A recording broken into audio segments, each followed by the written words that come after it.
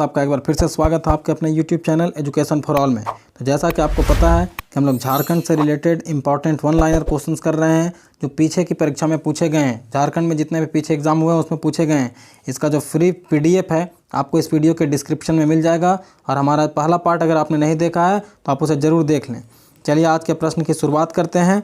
तो आज का हमारा जो पहला प्रश्न है वो है, झारखंड के किस नृत्य ने वंशावली के आधार पर अपना नामकरण किया है। यानी कि झारखंड का कौन सा ऐसा नृत्य है जिसे वंश के आधार पर उसको नाम मिला है। तो इसका सही आंसर है छऊ नृत्य। ठीक है। दूसरा क्वेश्चन है आज का, मुंडा मानकी प्रशासनिक व्यवस्था के अंतर्गत गांव के मुखिया का सहायक कौन होता था। यहाँ गांव के मुखिया को क्या कहा जाता है वो नहीं पूछा है। गांव के मुखिया का सहायक कौन होता था तो वो है डाकुआ। डाकुआ मतलब वो डाकू चोरी लुटेरे वाला डाकू नहीं है। यहाँ पे इस पोस्ट का नाम है जो उसकी सहायता करता था उसका। और मुखिया को क्या कहा जाता था तो जो मुखिया होता था उसको मुंडा कहा जाता था, मुंडा मानकी प्रशासनिक व्यवस्था के अंतर्गत। आज का जो तीसरा प्रश्न है वो कहता है, ये देखिए कि किस स्थान को छोटा नागपुर की रानी कहा जाता है। यानी झारखंड में कौन सा स्थान है जिसको छोटा नागपुर की रानी कहा जाता है तो वो है नेतरहाट। और ये नेतरहाट किस लिए प्रसिद्ध है तो यहाँ पे जो ग्रीष्म ऋतु है, गर्मी का जो दिन आएगा तो उसमें जो है सो यहाँ पे सूर्यास्त और सूर्योदय ये दोनों के लिए ये बहुत ज़्यादा प्रसिद्ध है। सुबह में एकदम अजीब सा नज़ारा होगा, देखने में बहुत खूबसूरत सा, एकदम मज़ा आ जाएगा। उसके बाद कहता है कि यहाँ पे एक विद्यालय है नेतरहाट आवासीय विद्यालय, जिसकी स्थापना कब हुई है तो 1954 में जो है सो इस विद्यालय की स्थापना हुई है। तो छोटा नागपुर की रानी नेतरहाट को कहा जाता है। चौथा प्रश्न, ओलंपिक में खेलने वाली पहली महिला हॉकी खिलाड़ी जो झारखंड की थी, यानी झारखंड की पहली महिला खिलाड़ी जिसने ओलंपिक में खेला है तो ये कौन है तो इसका जो सही आंसर है वो है निक्की प्रधान। ये जो सो पहली झारखंड की महिला है जो ओलंपिक में भारत की तरफ से खेली हैं। और उसके बाद जो सभी जैसे पिछले बार टोक्यो ओलंपिक हुआ था जो 2020 में होना था, जो 21 में उसका आयोजन किया गया जापान में, जापान की राजधानी टोक्यो में, तो उस समय जो है निक्की प्रधान तो थी, साथ ही साथ सलीमा टेटे जो सो उसमें पार्टिसिपेट की थी। तो इस तरह से आपसे पूछा गया है कि पहली, ये नहीं पूछा कि कुल मिलाकर के कितने थे। अगर वर्तमान में पूछा तो सलीमा टेटे भी थी, निक्की प्रधान भी थी, लेकिन पहला पूछा गया तो वो निक्की प्रधान है। अगला क्वेश्चन है आज का, देखिए बाराव नृत्य शैली किस जनजाति द्वारा की जाती है। यानी कि यह जो बाराव है वो एक नृत्य शैली है, वो किस जनजाति द्वारा की जाती है वो पूछा गया है। इसका सही आंसर है उरांव जनजाति। और उरांव जनजाति द्वारा ये क्यों किया जाता है तो कहता है कि अच्छी बारिश हो राज्य में, अपने क्षेत्र में अच्छी बारिश के लिए जो सो ये नृत्य जो है सो किया जाता है उरांव जनजाति के द्वारा। और ये कब किया जाता है तो ये जनरली जो है सो मई महीने में किया जाता है।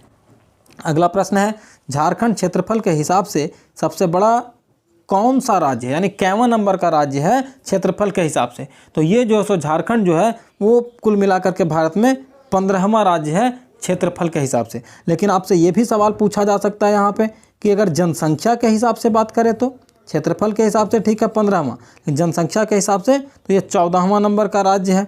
और कहता है कि झारखंड का जो कुल क्षेत्रफल है वो कितना है 79710 किलोमीटर स्क्वायर, यानी कि 79,710 किलोमीटर स्क्वायर है सो इसका क्षेत्रफल है। अगला क्वेश्चन है, ये देखिए कौन सी पुस्तक झारखंड के जैन धर्म के प्रसार के प्रभाव का वर्णन करती है। यानी कि झारखंड में जैन धर्म का जो प्रसार हुआ, उसका फैलाव हुआ, उसके प्रभाव को कौन सा पुस्तक है वो जो सो इसके बारे में वर्णन करती है, बताती है। तो वो है अचरंगा सूत्र। ये एक पुस्तक है जो किस भाषा में लिखी गई है, वह अर्ध मगधी और प्राकृत भाषा में। क्या बोले हम, अर्ध मगधी, यानी कि पूरा मगधी भाषा में भी नहीं है, ये अर्ध मगधी भाषा में है और साथ ही साथ प्राकृत भाषा में भी है। ठीक है, तो ये दोनों में। और ये पुस्तक जो है बताती है कि जैन धर्म जो है सो 2500 ईस्वी से पहले जो सो आ चुके थे, यानी कि 2500 ईस्वी से पहले भारत में इनका आगमन हो चुका था। अगला प्रश्न है, किस जनजाति में तलाक की प्रक्रिया प्रारंभिक रूप से एक पत्ती को फाड़कर की जाती है। जैसे अगर मान लिया हस्बैंड वाइफ है, उनको तलाक लेना है, तो जैसे मुस्लिम धर्म में है कि 3 बार तलाक तलाक तलाक बोल करके तलाक ले लिया जाता है। लेकिन कहता है कि किस जनजाति में पत्ती को तोड़ करके, जो पेड़ का जो पत्ती होता है उसको तोड़ करके जो है तलाक की प्रक्रिया प्रारंभ की जाती है, तो वो है भूमिज जनजाति। और ये भूमिज जनजाति जनरली कहाँ पाई जाती है, तो आपका उड़ीसा में पाई जाती है, फिर आपका जो है सो वेस्ट बंगाल में, और फिर आपका झारखंड में। ये 3 राज्यों में जो है सो ज़्यादातर ये पाई जाती है। और इनकी जो भाषा है वो कौन सी भाषा है, तो मुंडारी इनकी भाषा है। आज का अगला प्रश्न है, त्योहारों के दौरान उरांव जनजाति द्वारा किए गए विशेष पेय का क्या नाम है। विशेष जो पेय है, यहाँ पे पेय छूटा हुआ है, पदार्थ जो पीने वाला है उसका क्या नाम है, तो उसका नाम है हंडिया। ठीक है, ये हंडिया जो है सो इन लोग पीते हैं, जैसे लोग कुछ शराब पीते हैं, तो उसी तरह ये हंडिया जो है इसमें करीब करीब 25 तरह की जड़ी बूटी मिला करके इसको बनाया जाता है। और ये जो है सो उरांव जनजाति त्यौहार के दौरान पीते हैं। ठीक है, ये जनरली सरहुल है, कर्मा है, ये उरांव जनजाति त्यौहार मनाते हैं और जो सो ये हंडिया पीते हैं अपने त्यौहार के दौरान। अगला प्रश्न है, भारत की पहली यूरेनियम खदान किस राज्य में पाई गई थी। यानी कि भारत में जो यूरेनियम की खदान है वो वो देश में किस राज्य में पाई गई थी, तो वो है झारखंड में। और अगर पूछे कि झारखंड में कहाँ पाई गई थी, तो ये जो सो एकमात्र है यहाँ पे जादूगोड़ा। ठीक है, जादूगोड़ा की खान में ये पाई गई थी। और भारत में जितना भी परमाणु रिएक्टर है जहाँ पे बिजली बनता है उसका कुल मिला करके 25% जो है सो सिर्फ और सिर्फ जादूगोड़ा ही जो है सो उसकी पूर्ति करता है। और इसमें जो है सो 1967 से ही उत्पादन शुरू हो गया था। ठीक है, तो आपसे ये भी पूछा जा सकता है कि झारखंड में जो जादूगोड़ा की यूरेनियम की खान है वहाँ पे उत्पादन कब शुरू हुआ, तो 1967 में। जादूगोड़ा की खान है वो किस राज्य में है, तो झारखंड में। भारत की जो पहली यूरेनियम खदान है वो भी झारखंड में और वो जादूगोड़ा है। फिर एक प्रश्न ये भी पूछ सकता है कि कुल उत्पादन का जो बिजली उत्पादन होता है देश में, उसमें से परमाणु रिएक्टरों में से जो होता है कितना प्रतिशत जो सो इस खान की जो सो ज़रूरत है, यानी इस खान ये जो खान है वो कितना पूरा करता है, तो वह है 25%। ठीक है, उसके बाद अगला प्रश्न है, देखिए झारखंड में टिस्को किन 2 नदियों के संगम पर बना हुआ है या स्थित है, तो कहता है TISCO Tata iron and steel company. तो ये जो है सो 2 नदियों के संगम पे है। किसके किसके संगम पे है, तो ये है स्वर्ण रेखा और खरकई नदी के संगम पर। और इसका जो इस्टेब्लिशमेंट है टिस्को का वो कब हो गया था, तो ये 25 अगस्त 1907 को हुआ था। लेकिन इसका जो काम करना जो है वो 1911 ईस्वी में शुरू हुआ था। ठीक है, उत्पादन यानी 1911 में। अगला प्रश्न है, किसके कारण झारखंड के लोगों में राजनीति में प्रवेश करने की दिलचस्पी हुई। देखिए हर किसी चीज़ में कोई ना कहीं से मोटिवेशन मिलता है, तो कहता है कि झारखंड के जो लोग हैं वो पहले राजनीति में नहीं आना चाहते थे, लेकिन किसके कारण इन लोगों की दिलचस्पी बढ़ी है, तो वो है नागवंशी वंश के कारण जो सो इन लोगों की दिलचस्पी बढ़ी और धीरे धीरे जो सो ये लोग इसमें आने लगे। और कहता है कि अगर पूछे कि नागवंशी जो वंश था उसके पहले राजा कौन थे, तो ये बहुत फेमस थे। इसका नाम है फणी मुकुट राय। क्या नाम है, फणी मुकुट राय। अगला प्रश्न है, विश्व कौशल शिखर सम्मेलन 2019 का आयोजन कहाँ किया गया था, तो ये जो सो रांची में किया गया था। और इसमें क्या था कि जो सो लक्ष्य रखा गया था कि 1 लाख लोगों को जो है सो रोज़गार देना है। हालांकि ये झारखंड में तो कुछ होता नहीं है, सिर्फ रोज़गार के नाम पर ये सिर्फ लोगों को बहलाया फुसलाया जाता है, कुछ रोज़गार तो मिल नहीं रहा है। और जितने भी रोज़गार हैं आपको पता है सब क्या स्थिति है सो झारखंड में। लेकिन ये जो शिखर सम्मेलन है 2019 में रांची में हुआ था। अगला प्रश्न है, नवीकरणीय ऊर्जा के विकास के लिए झारखंड में कौन सी एजेंसी की स्थापना हुई थी। नवीकरणीय ऊर्जा आखिर जो होता है वो क्या होता है, मतलब नवीकरणीय ऊर्जा का मतलब हो गया कि वैसा ऊर्जा का स्रोत जिसको हम लोग बार बार यूज़ कर सकते हैं। एक बार अगर यूज़ किए तो फिर वो ख़त्म नहीं होगा, उसका पुनः हम इस्तेमाल कर सकते हैं, यानी नवीकरण कर सकते हैं, फिर से उसको नया कर सकते हैं। तो कहता है इसकी स्थापना जो है इसके विकास के लिए झारखंड में कौन सी एजेंसी के द्वारा किया गया था, तो वो है JREDA। JRED का मतलब झारखंड अक्षय ऊर्जा विकास एजेंसी, यानी Jharkhand renewable energy development agency. और इसके तहत जो है सो सौर ऊर्जा जो है उससे जो है उत्पादन शुरू हो चुकी है, सौर ऊर्जा का परियोजनाएं शुरू हो चुकी है। अगला है, झारखंड की दामोदर नदी के उद्गम स्थल है कहाँ पे, यानी कि झारखंड का जो दामोदर नदी है वो कहाँ से इसका उद्गम हुआ है, तो वह लातेहार जो छोटा नागपुर पठार से है। अगला प्रश्न है, अबरक के खाने अधिकतर किस जिले में, यानी कि झारखंड में जो अबरक मिलता है वो ज़्यादातर किस जिले में मिलता है, तो वह गिरिडीह और कोडरमा, यानी यही 2 जिलों में ज़्यादातर अबरक आपको देखने को मिलेंगे। उसके बाद कहता है कि झारखंड के किस लोक नृत्य का नाम एक वृक्ष के नाम पर पड़ा है, तो ये कहता है कि इसका सही आंसर है कर्मा। कर्मा एक ऐसा त्यौहार है जो एक वृक्ष के नाम पर है, यानी इसमें देखिएगा कि महिलाएं जो हैं, लड़कियां जो हैं वो झूमर वगैरह करती हैं और ये अपने भाइयों के लिए पूजा करती हैं, और ये जो सो करम का एक पेड़ होता है, उसी पेड़ के नाम पर जो सो उसी पेड़ की पूजा की जाती है और उसी पेड़ के नाम पर जो सो ये कर्मा पूजा इसका नाम रखा गया है। उसके बाद अगला प्रश्न है, देखिए लावालौंग वन्यजीव अभयारण्य स्थित है कहाँ पे। लावालौंग वन्यजीव अभयारण्य जो है वो चतरा जिला में स्थित है, ठीक है। उसके बाद अगला प्रश्न है आपके सामने कि झारखंड के राजकीय पशु हाथी का वैज्ञानिक नाम क्या है। देखिए कई बार आपसे पूछा जाता है कि झारखंड का जो राजकीय पशु है या राजकीय पक्षी है उसका जो है सो वैज्ञानिक नाम क्या है। तो यहाँ पे पूछा गया था कि झारखंड का जो राजकीय पशु है वो हाथी है।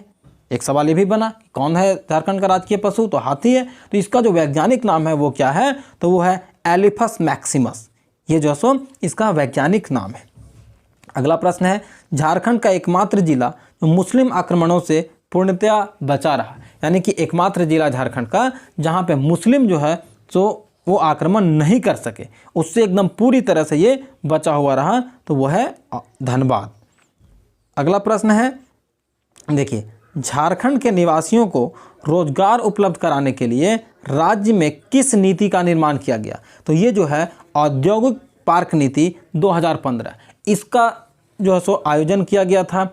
इस नीति का निर्माण किया गया था ताकि राज्य के युवाओं को रोजगार मिल सके। हालांकि रोजगार तो मिलता नहीं है, लेकिन सिर्फ पॉलिसी बना देना है और क्या करना है। झारखंड में कुल कितनी जनजातियां निवास करती हैं, आपसे पूछा गया कुल कितनी जनजातियां हैं, तो वो है 32, और इसमें से जो सो 24 जो है सो प्रमुख हैं और 8 जो है सो आदिम जनजाति हैं। कैसी जनजाति है, आदिम जनजाति। अगला प्रश्न है, संथाली को संविधान की 8वीं अनुसूची में शामिल करने का संबंध किस संविधान संशोधन से है। यानी कि देखिए जब इसको संथाली को 8वीं अनुसूची में शामिल किया गया तो उसमें कौन सा संशोधन के द्वारा इसको शामिल किया गया, ठीक है। तो ये कहता है कि इसका जो संविधान संशोधन था वो 92वां संविधान संशोधन था, और ये कब हुआ था, तो 2003 में जो है इसको शामिल किया गया था। इस भाषा को यानी संथाली को संविधान की 8वीं अनुसूची में शामिल किया गया था 92वां संविधान संशोधन से, जो 2003 में हुआ था। संथाली भाषा की लिपि क्या है। अब देखिए लिपि क्या होता है, किसी भी भाषा के जो लिखने की विधि होती है उसी को हम लोग लिपि कहते हैं। तो उसी तरह से संथाली भाषा की लिपि क्या है, तो ये है ओल चिकी। ओल चिकी, अब ये ओल का सब्जी वगैरह का बात नहीं है, ये है आपका लिपि। और इसका जो आविष्कार है वो किसने किया था, तो ये इसका जो आविष्कार है वो किया था रघुनाथ मुर्मू ने। किसने किया था, रघुनाथ मुर्मू ने। अगला प्रश्न है आज का, किरिंग बापला क्या है। ये किरिंग बापला है क्या, ये आपसे पूछा गया है। इसका सही आंसर है सर्वाधिक प्रचलित विवाह। अब इसमें क्या होता है कि माता पिता के द्वारा जो है सो मध्यस्थ के माध्यम से विवाह तय किया जाता है। नहीं, कोई एक मीडिएटर रहेगा, उसके द्वारा माता पिता शादी तय करेंगे और फिर विवाह कर दिया जाता है। अगला प्रश्न है, संथाल समाज का सबसे कठोर सजा क्या है। यानी संथाल समाज में जो सबसे कठोर से कठोर दंड है वो क्या है, तो उसको कहते हैं बिटलाहा। बिटलाहा जो है सबसे कठोर सजा है। इसमें क्या है कि अगर कोई व्यक्ति निषिद्ध यौन संबंधों का दोषी पाया जाता है, यानी कि अगर मनाही है और वो किसी दूसरे के साथ में यौन संबंध बना लेता है, तो उस समय जो इसको इस तरह का सजा दिया जाता है। और इसमें एक तरह से ये कहा जाता है कि ये सामाजिक बहिष्कार है, यानी उसको समाज से निकाल दिया जाता है। तो यही सबसे कठोर सजा है। उसके बाद अगला प्रश्न है आपका कि शक्ति मंदिर कहाँ स्थित है। तो शक्ति मंदिर के बारे में पूछा है, तो ये जो सो धनबाद में स्थित है, और यहाँ पे जो है माँ काली की प्रतिमा है। किस माँ की, तो माँ काली की प्रतिमा है। यहाँ पे कहता है प्रतिदिन, एक भी दिन ऐसा नहीं होगा जहाँ बलि नहीं दिया जाता है, यानी प्रतिदिन यहाँ पे जो सो बलि दी जाती है। और यहाँ जो राजघराना परिवार है वही लोग सबसे पहले प्रतिदिन पहली पूजा करते हैं। 28वां क्वेश्चन आज का, कर्मा नृत्य में कितने व्यक्ति भाग लेते हैं? तो कर्मा नृत्य में कुल मिलाकर के 8 व्यक्ति या 8 मतलब 8 पुरुष या 8 महिला, आप जो भी कहें उतने लोग भाग लेते हैं, ठीक है, नाचने में। उसके बाद 29वां प्रश्न है कि कुरमाली भाषा का प्रथम शोध किसने किया? यानी कुरमाली एक भाषा है, इस पर शोध सबसे पहले किसने किया था? तो वो है डॉक्टर नंद किशोर सिंह ने। और जनरली देखिए कुरमाली भाषा जो है उसका लिखित साहित्य बहुत ही कम मिलता है, तो इसलिए ये क्वेश्चन बड़ा इंपॉर्टेंट हो जाता है। और ये पिछला एग्जाम जो हुआ था उसमें पूछा गया था, JSSC का जो एक्साइज कांस्टेबल का एग्जाम था 2019 में, उसमें पूछा गया था। आज का आखिरी प्रश्न, गायब होता हुआ देश उपन्यास किसने लिखा? ये एक उपन्यास है, गायब होता हुआ देश, और इसको लिखा किसने? तो इसे लिखने का श्रेय जाता है रणेंद्र ने, ठीक है। तो ये था हमारा टॉप 30 क्वेश्चंस, और ये पीछे के एग्जाम्स में पूछे गए क्वेश्चंस थे कि कुछ क्वेश्चन जो है वो JSSC CGL में था, कुछ क्वेश्चन जो है सो आपका एक्साइज कांस्टेबल में पूछा गया था, कुछ JPSC में पूछा गया था। तो इस तरह के क्वेश्चंस थे। अगर आपको इस क्वेश्चन को समझने में कहीं दिक्कत आ रही है तो आप हमें कमेंट कर सकते हैं, कमेंट में आप पूछ सकते हैं, और आप नेक्स्ट वीडियो किस पर चाहते हैं वो भी आप अपना बता सकते हैं, ठीक है। आप हमारे चैनल से जुड़े रहिए, लाइक कीजिए, सब्सक्राइब कीजिए और शेयर कीजिए। धन्यवाद।